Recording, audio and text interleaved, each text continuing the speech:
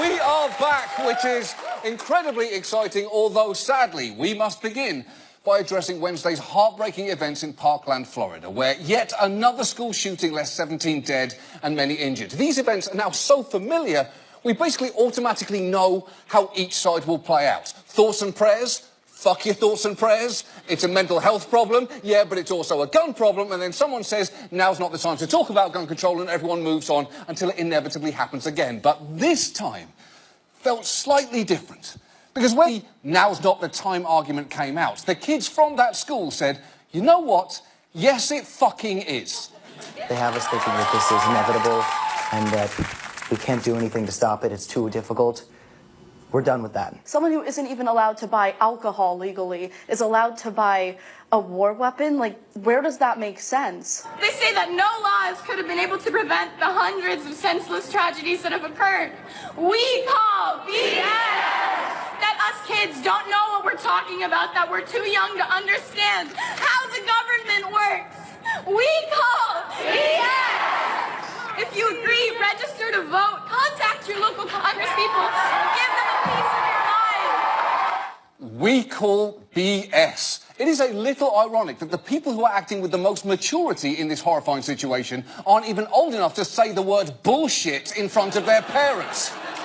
Those kids have already announced a march next month, and in doing so, they are challenging adults to participate in a real conversation about gun violence. But they will be up against it. Because when one adult was asked this morning about whether Republicans would take notice of these kids' concerns about guns, this was his response. We have a culture thing here that we're not discussing. I mean, when I grew up, it was Andy Griffith, and you never had school shootings, and we still had prayer in school.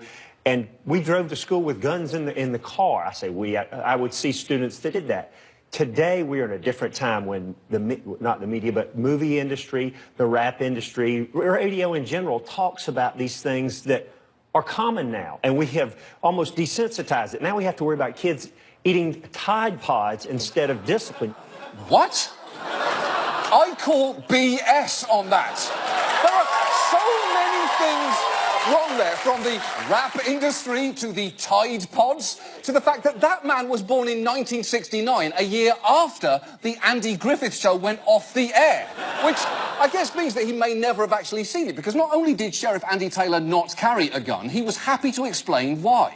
When a man carries a gun all the time, the respect he thinks he's getting might really be fear.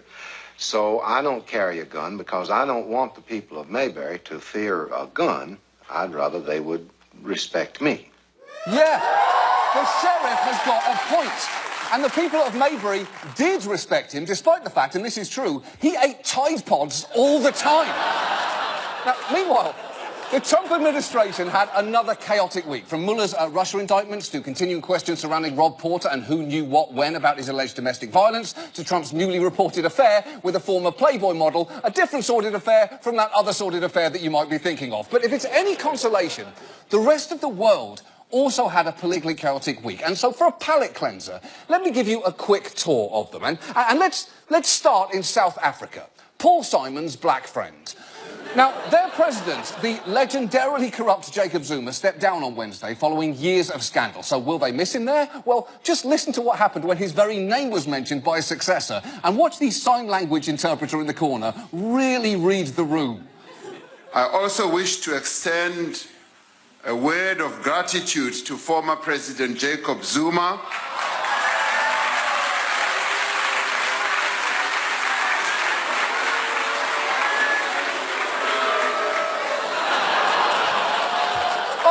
I want that woman in the corner of everything I watch. State of the Union, I want her there.